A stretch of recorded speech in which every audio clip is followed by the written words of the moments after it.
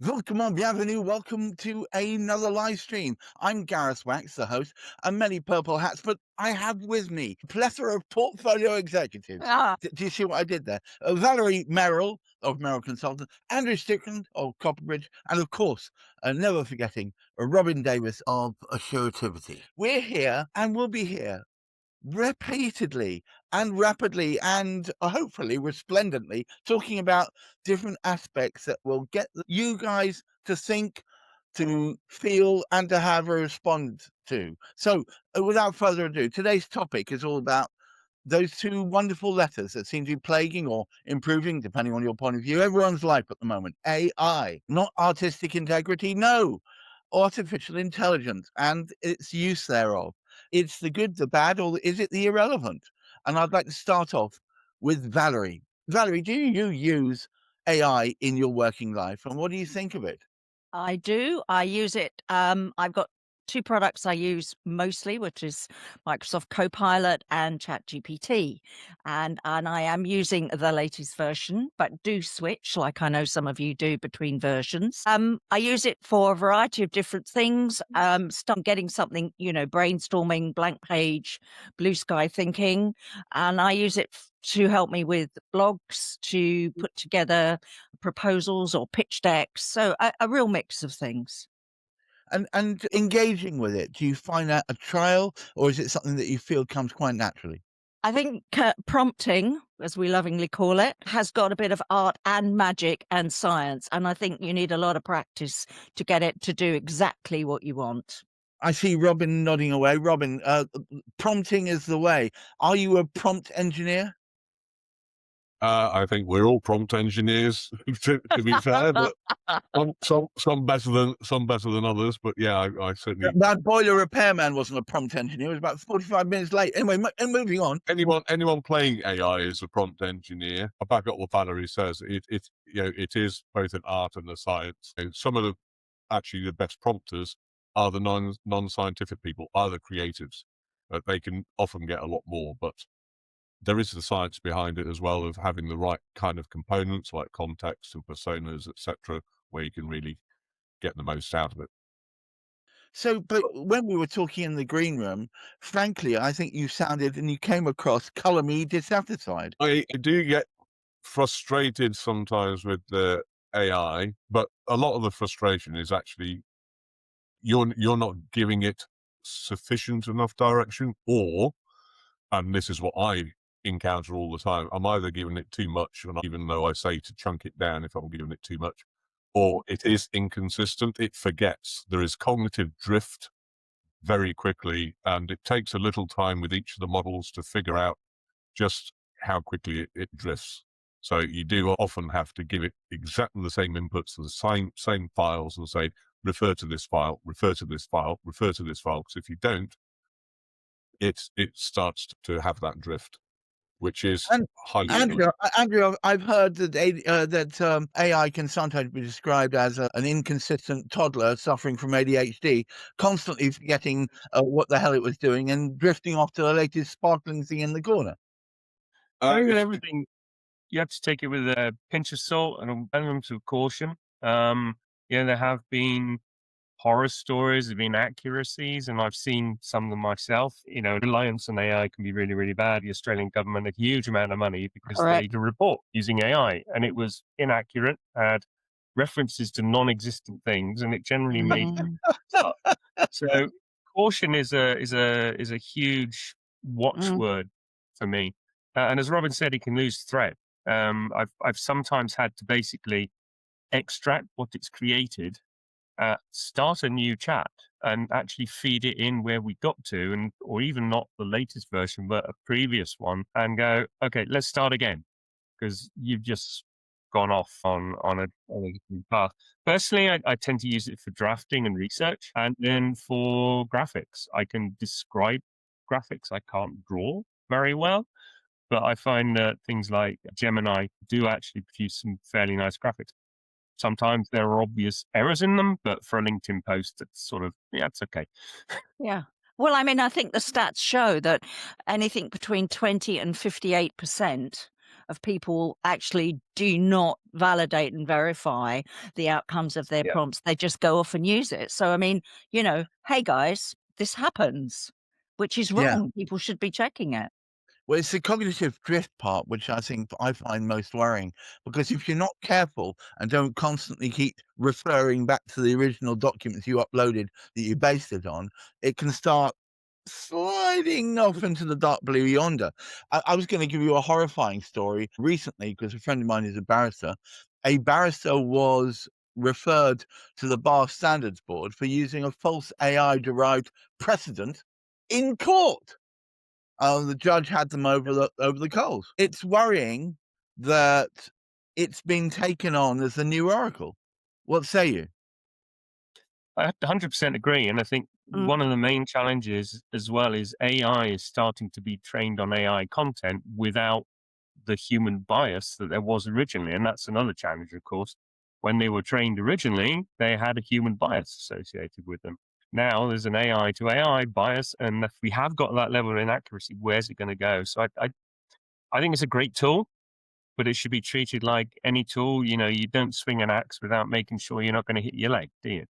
So same thing in AI. Correct. Yeah, I agree completely. The hallucinations and the things that it makes up and the things that it runs off with, are worrying. It has got some good points. When it works and you get what you want from it and it's checking out and everything's correct and it saved you, 2 hours work in that day, then we're all going, hey, this is brilliant, guys. I want more of it. But So my Yeah. question is this: do you think AI should be restricted so less people get it, but they spend extra time and money in making sure that the results are more accurate? Robin, what would you say? No, I think it needs to be available to all. However, that does come with a caveat, just like with a hammer or a saw or whatever else. Yes. You need to teach people how to actually use it. Yeah. A lot of people still don't know how to use it. I mean, No. Valerie and I, we've taught people, and it still befuddles me how few people actually know how to use it effectively. They still treat it like a Google search. They just put in one sentence and expect the world. But Yeah. the AI is, in terms of its inconsistency, it's not like a toddler. I'd call it a teenager. It does mimic a human with the biases that it was trained on and everything else. It's just like a trainee, an assistant, or whatever else. And if you're going to, roll out a 16-year-old assistant that's got no experience or whatever else and get them to do your legal briefs or whatever else, then yes, you need someone to actually check it. So people need to be taught critical thinking to actually spot where the hallucinations are, where the drift is. So you're a proponent of critical thinking, Robin. That's where we're falling short. Well, I think there's a whole thing around the governance, the risk, the ethics, the data security. There's a whole guardrails. There's a lot of things that need to be set up and planned. So sometimes when people want to start using it, let's start small and slow and get it as you want it. And then you can build on that level of knowledge and information, because it does need work. It's not just let's take it out of the box and start. Andrew, do you find that it's a tool without guardrails, really? And we say they've got some, but it's got almost none. It has inherently in itself none. Essentially, we can see some horrendous thing coming out of some of the platforms in the way that it's extremely easy for a teenage child or younger to actually get involved in some quite nasty stuff very, very easily. And some of it gets promoted to them because the AI assumes maybe a different level of age and competence, etc., that's there. But I think a serious challenge for me is two things. One of which that companies say we need to have AI. Why? What's the purpose? Actually, that's probably automation, not AI. So there's a misconception about how it can be used and why it should be used. And the other thing is, you also come across organizations that say, no, we're not using AI. And I'd almost 99% guarantee that their staff are. And with no policy and no security, no guardrails, no recommendations, Yep. you've got some major issues there as well. You've got shadow IT going on. I mean, Absolutely. it's in anything between 50 and 70%, and people don't know. And so if your colleagues and associates are using it and they're sharing your data, it's when something goes wrong that you find something about a new product or something that's very important to your company, which is some special IP to you, and they go, "Oh my God, everybody knows about this. They're using it now." And you go, "Oh, I wonder how they got that." Yeah. Yeah. I mean, the use of AI imagery. Now, I know a large number of artists. I'm a musician myself, and there's a large fear amongst people in the artist community that their livelihoods are being eroded or being diminished entirely because it's easy to type in, "Please provide me with a duck with a hat on." Yeah. I mean, there was a classic example. I don't know if you recalled. Was it in Glasgow? The Willy Wonka experience came out promising beautiful, amazing things. It turned out all the artwork had been fancifully done using DALL-E, I think it's called, graphics, and bore no resemblance to reality whatsoever. Cue 100 angry parents. Yes. Model at Sorry. Wimbledon, she was never there. It wasn't even real. Right. You know? Well, Fake. now you're into fakes. Yeah. Okay. The deep fakes. Yeah. Well, That- but fakery is just a manipulation of data to present a new image, isn't it? And let's face it, that's what AI is really good at. Yeah, it is. It is. But again, I mean, no but guardrails around it. yeah, Robin. sorry. In terms of the imaging and everything, I mean, Sora 2 has been released, Yes. and that is really very good. You haven't got six fingers and all that sort of stuff. It is very immersive. So we are going to be inundated with AI videos, images. You are not going to be able to tell what is real. Well, then that begs the question: why do we need an artist? Maybe let me condense the question down a bit. Why do we need a standard graphic artist in the marketing world, for instance, when most of that is regurgitation of old pictures with subtle changes to them, and that is ideal fodder for AI? I can give you a case study, and this is going back to when I was writing my AI foundation course, which Valerie has seen. I actually did my pilot with a brand consultancy. So this was back in 2023. So this is Good actually, lord. That's like last century as far as AI is concerned. no. Very And true. they were terrified. They hadn't really looked at it, and they thought AI was going to be the death of their consultancy.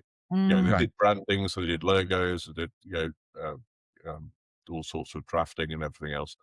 And I took them through it, and they came out at the end of it. They said, "This isn't going to be the death of us. This is going to be the making of us." People will have the capability, just like Andrew said at the beginning.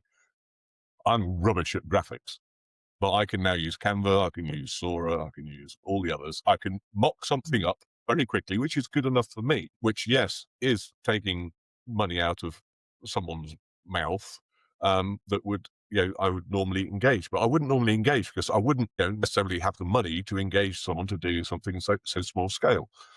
But it gives you an appreciation, and more of an appreciation, of what the professionals can do. And especially the professionals that are also embracing AI, just think, okay, well, I've got up 20%, 20% which I've never been able to do before, but I know the professionals, they can go up to 120% because they really know what they're doing, and they know how to use these AI systems to really boost their own profession. And if you think about it, any art at any time, it's not about drawing the perfect, I don't know, car sitting on a road. It's the angles, what's around it, it's how it's positioned, it's all of those things that take a creative mind to generate it. The best one in the world, I'm a half decent photographer, but I've just had a load of portraits done by a specialist because I know they're just going to move a centimeter to the right and just get that better view. And that's where I think with really good prompt engineering, you're going to find the creators are much better at producing what they already produce. It just takes it another level. Yes. Well, you've heard it here first. It turns out that the new job title that everyone should be looking for is prompt engineer. Who knew? I'd like to thank so much Andrew Stickland of Copperbridge, Valerie Merrill of Merrill Consultants, and of course Robin Davis of Assurity, and you out there for watching. If you have any thoughts and feelings, please don't hesitate to make them known. But until next week, thanks for taking time out for today's Portfolio Executive Podcast. Bye-bye now.